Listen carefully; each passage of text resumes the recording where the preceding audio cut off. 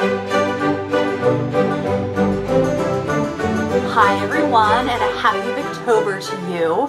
I hope that your reading is going oh so well, and I'm here to talk to you about a book that I love so very dearly. And this is one that I read last Victober and is now in my top 10 Victorian novels ever. So I had a really good reading experience last Victober, and I'm hoping this year's Victober will be just as good, if not better. But it's hard to beat Miss Elizabeth Gaskell. So this is Sylvia's Lovers, and this could not be more different from Wives and Daughters in its setting, in its characters, in the events that happen, in kind of the choices that the characters make. It's just like night and day, but it's beautiful for a very different set of reasons, but beautiful no less.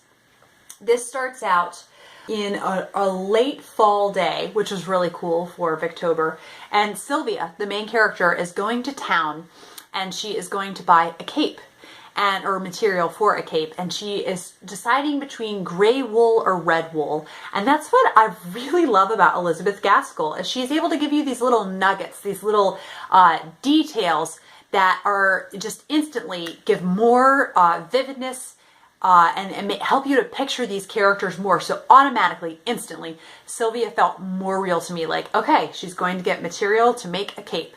Not that I make a lot of capes, but it's just something every day that she's going to do.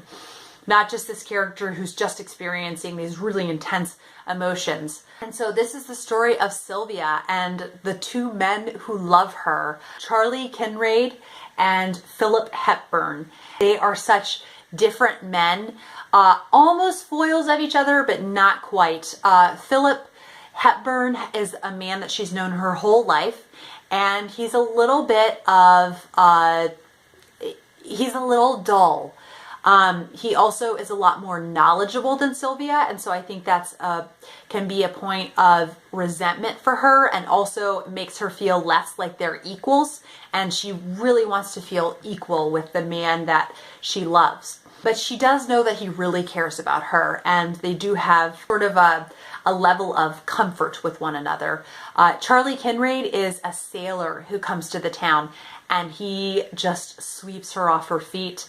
He is handsome, he's dashing, he's interesting, he's exotic because he's not from there, and so many things that kind of reel Sylvia in.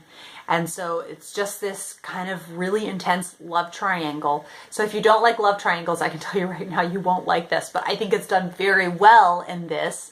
So if you're feeling neutral, I think this could be a good one to give a try. It's definitely one of the saddest books I've ever read. It's so atmospheric and beautiful, with foreshadowing and symbolism, and the setting of the seaside I love the setting of the seaside. It's because it's so powerful, where the ocean is almost its own character. The ocean is just this huge, epic, supernatural force surrounding all of these people living in this little whaling town. And it's, you know, all of the income in this town is based on the ocean. You know, they go out to the ocean and they catch whales, and all of the events of the story are affected by that. So it's just, the setting is almost a character. This one is the only one out of her novels, I think her short stories might be different, but out of her novels that feels gothic. And I think that's really neat that she was able to kind of build upon a whole story. And, you know, this is set in the fictional town of Monkshaven, but it is inspired by Whitby, England. And it's inspired by events specifically in 1793. So this is another novel from her that is not actually set during the Victorian era. So like I said, there's no mention of trains, and it feels, it's a little town, but it doesn't feel anything like London would feel. So it doesn't quite feel the same. She was inspired when she visited Whitby and learned about the events that happened in 1793. There were press gangs, which I didn't realize. I didn't even know what press gangs were. And so they were basically groups of soldiers, naval soldiers that would come and forcibly draft men against their will. They would beat them up and take them and get them to be soldiers. And so that's sort of affecting a lot of the events in the plot. So it's really interesting to have kind of this grand scale thing. There's a war happening in England, but and men being taken forcibly against their will for the war, and then also this kind of turbulence all happening in Sylvia's heart. It's just an incredibly moving, beautiful novel, and I just want to reread it right now, just talking about all this. You learn about the economy, the geography, the culture of the town, all of that. It's really wonderful because you get this huge plot really focused on Sylvia and Philip and Charlie, and Sylvia's family you get to know really well, and some of Sylvia's friends.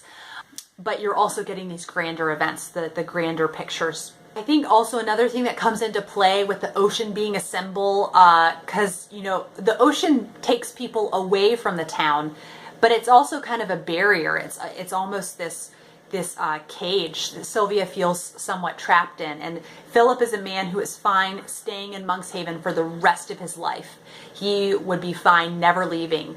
And so Charlie, this really interesting man who's traveled, comes in, and I think she almost views him as like her freedom, her emancipation, being stuck up north in this little town. It's just so interesting to see like the political and the domestic intertwined in this book. You know, Sylvia's friendships, her romantic interests, and like I said, set at such a turbulent time when press gangs were so active. You also get to see, it's really interesting, a lot of discussion among the men. I really like this. You see lots of discussion among men and kind of how they view the press gangs, how they view, they're so far away from the big hub of London, and kind of how some of them view they do have an obligation as an Englishman to serve their country, but some view themselves as very separate. Being this whaling community, their lives are so different from a lot of other Englishmen. One thing I will say about this you do have to be prepared for is that it is written in dialect.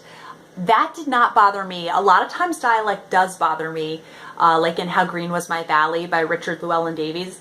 That's a Welsh dialect. I don't know why this didn't bother me in this one. I guess it was Gaskell's writing. It's really interesting. She did lots of research, and I just love that she went somewhere for vacation with her daughters and just became utterly enraptured by this setting. So yes, that is Sylvia's Lovers. I think you can tell my enthusiasm when I talk about it, and yes, I was utterly enraptured and got swept away by this story and could not put it down. So yes, I hope I've talked some of you into reading Sylvia's Lovers, and I will see you for another bookish video soon.